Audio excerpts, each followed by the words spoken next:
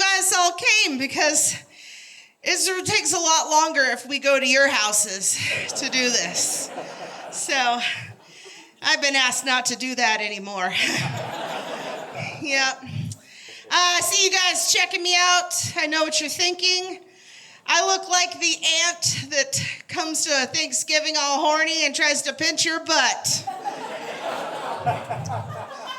Yep, I've got horny aunt vibes. Yep, she's not like a creep or anything. She's just entitled to this much of your little bum. Yeah. She will have it.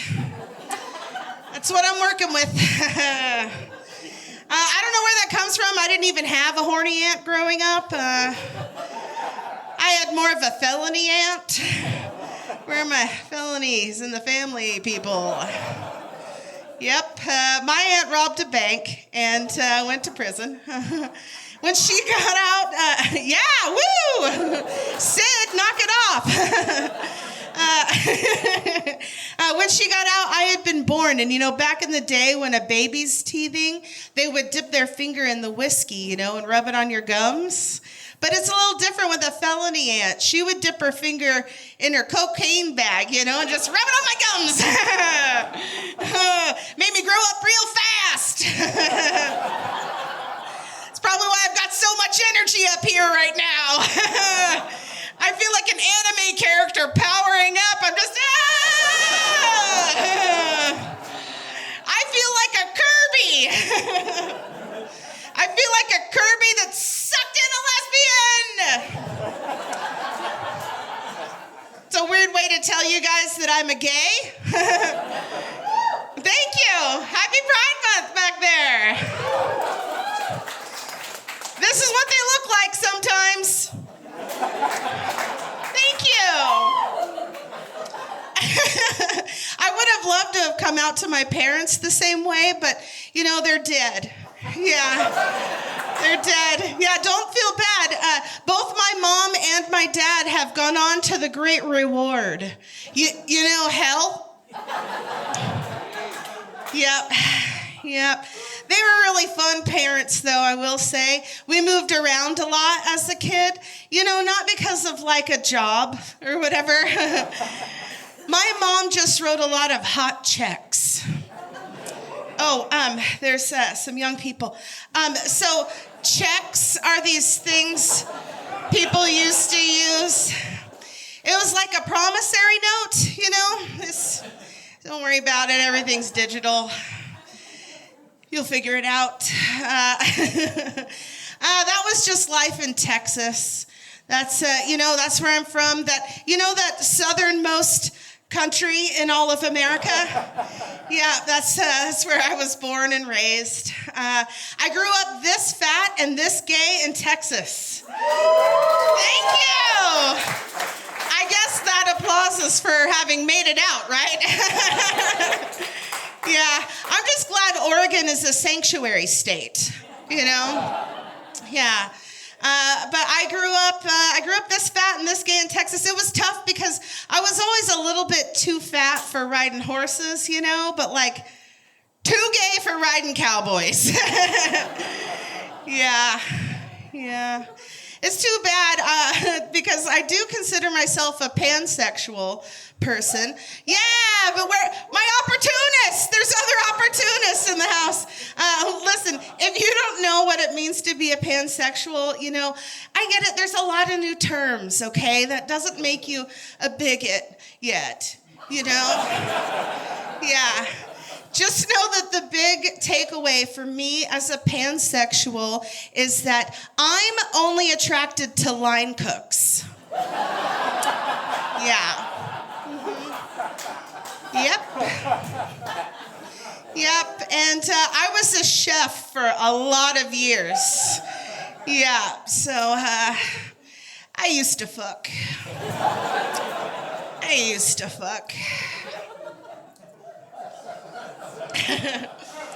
Not as much these days. Anymore, just being a pansexual really just means I could be friend zoned by all y'all.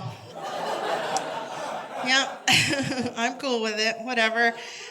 Dating sucks anyways. It's terrible. Don't do it. Don't do it.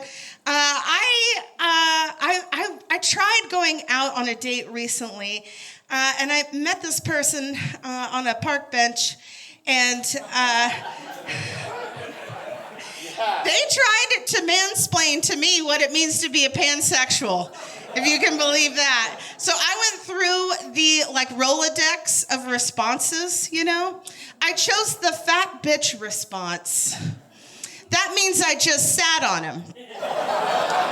Yeah, thank you. Mm-hmm. Yeah. And, just to make sure that he knew what it means to be a pansexual, I sucked his dick. Thank you. Yeah, it was the mansplaining, Yeah. I say that, but really, I'm a little too gay for actually sucking dick, okay?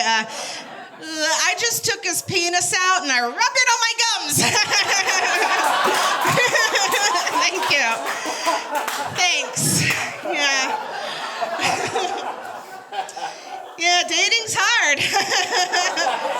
It's pretty tough. I've realized that I have to develop some coping mechanisms for this shit, One of my favorite coping mechanisms, you're free to use this, is I just like to watch cult documentaries on Netflix. Is anybody else doing that? Yeah, I love it. Oh my gosh, I love them. I recommend all of them.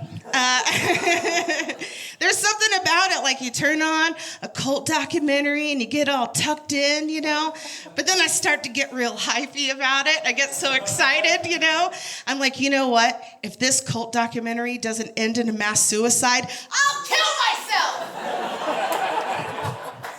So I'm doing fine. Doing great.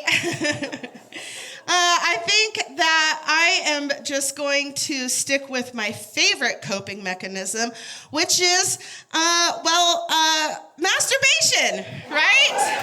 Yes. My favorite thing about it is that it's safe. It's the safest sex you can have, right? It is. I always start to lose it with someone, lose interest, If someone says that they're not into safe sex, how do you guys feel? Give it up for safe sex! I was so worried about what you guys were going to do there, You should see, in Southeast Portland, not into it. Not into it. As a pansexual person, safe sex is complicated, because I am also allergic to latex and penises. So, yeah. And I do have this other struggle. Maybe there's some people with vulvas in the room that can help me out with this one. How exactly is it that you get both of your labia into one condom? Huh? How do you do it? Is it some elbows or what? All right. Judging from that, I think y'all are out there just putting one condom on each of your labia. What are you doing? You're gonna get pregnant. It's not how to do that. It's not. For those folks, stick with me. Stick with masturbation. Turns out I'm really good at that. I'm really good at it. Not to toot my own horn or whatever. But if I was in a masturbation competition, y'all, just that. No. If I was in a masturbation competition, I would come in first and third.